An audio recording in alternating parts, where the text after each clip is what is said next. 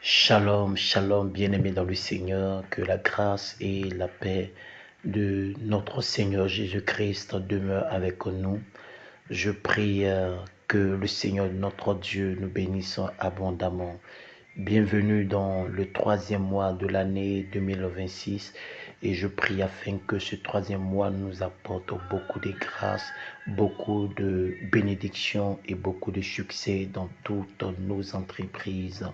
Que ce troisième mois ne soit pas un mois de mort, que ce troisième mois ne soit pas un mois de maladie, mais que ce soit pour nous un mois de résurrection, un mois de privilèges, un mois d'opportunités et un mois de bénédiction au nom de Jésus-Christ. Que ce soit surtout pour nous un mois d'accomplissement de toutes les promesses de Dieu relâchées dans nos vies depuis des années et même depuis le début de cette année.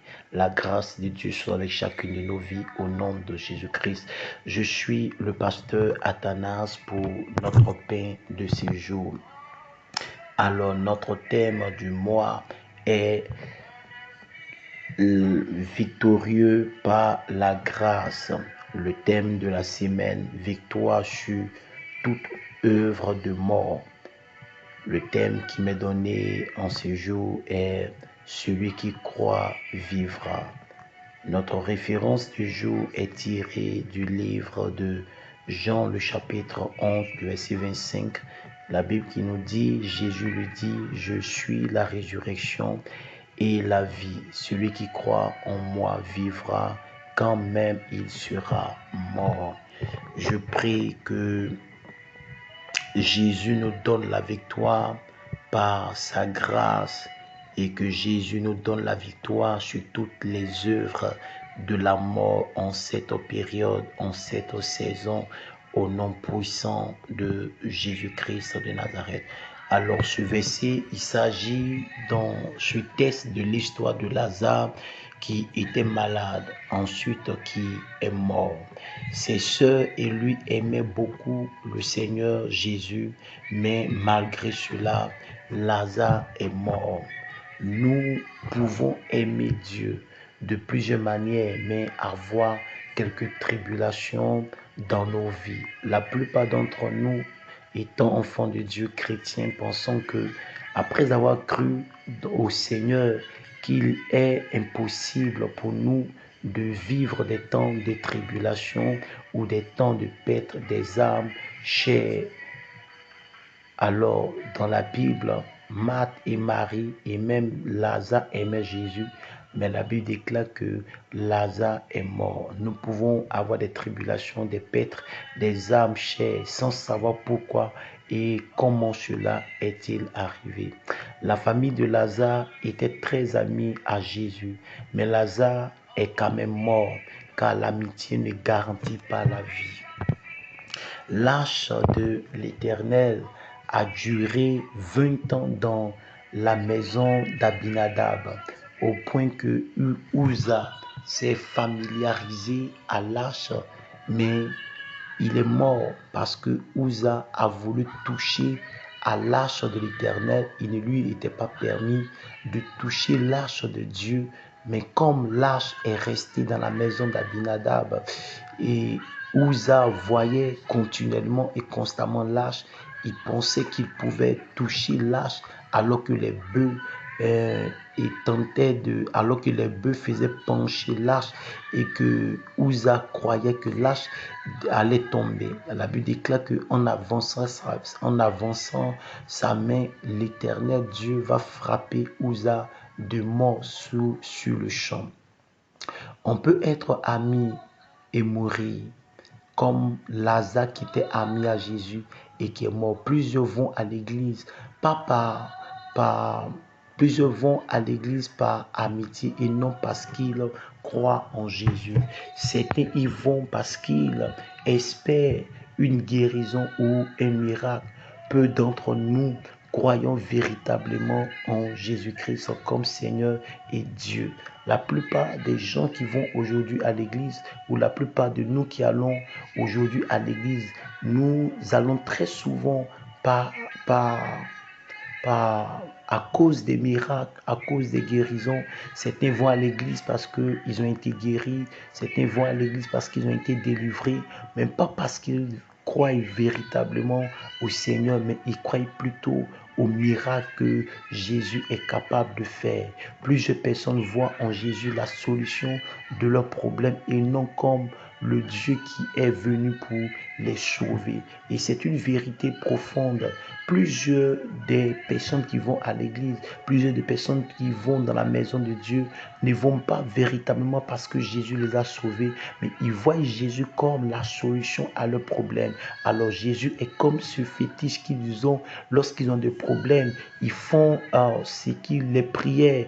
Quelqu'un m'a demandé, donne-moi le psaume pour me protéger. Donc cette personne ne croit pas en Jésus réellement. Elle veut juste des psaumes pour être protégée. Elle veut juste des psaumes pour avoir des déblocages. Des psaumes pour obtenir quelque chose de la part de Dieu. Mais ne refuse de connaître véritablement le Seigneur. Et c'est un mal aujourd'hui dans l'église du Seigneur. Sinon, comment Jésus peut-il dire à Marc, celui qui croit vivra?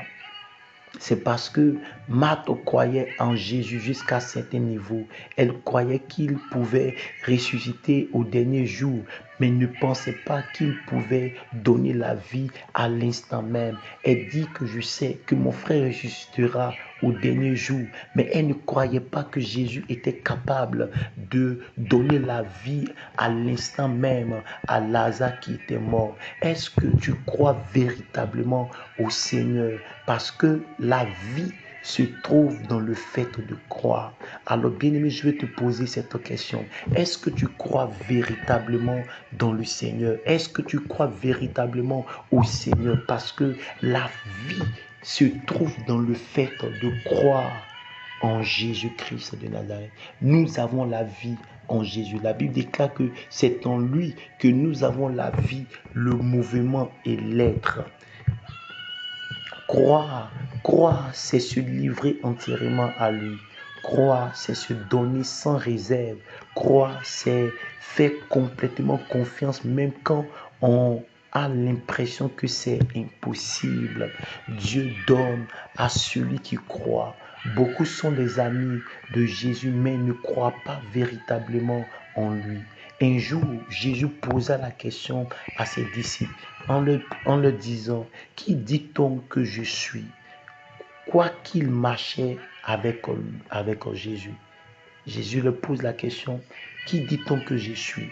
Qui dites-vous que je suis? Il est vrai que les apôtres, les disciples marchaient avec Jésus, mais Jésus leur posait la question parce que Jésus voulait se rassurer qu'ils le connaissaient vraiment, qu'ils croyaient vraiment en lui comme étant le Christ, comme étant le sauveur du monde.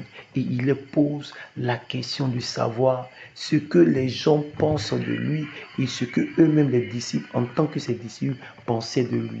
Est-ce qu'ils croyaient en lui comme étant un apôtre, comme étant un prophète, ou est-ce qu'il croyait en lui comme étant Dieu? Et la Bible déclare que l'apôtre Pierre a donné la bonne réponse en disant que tu es le Fils de Dieu.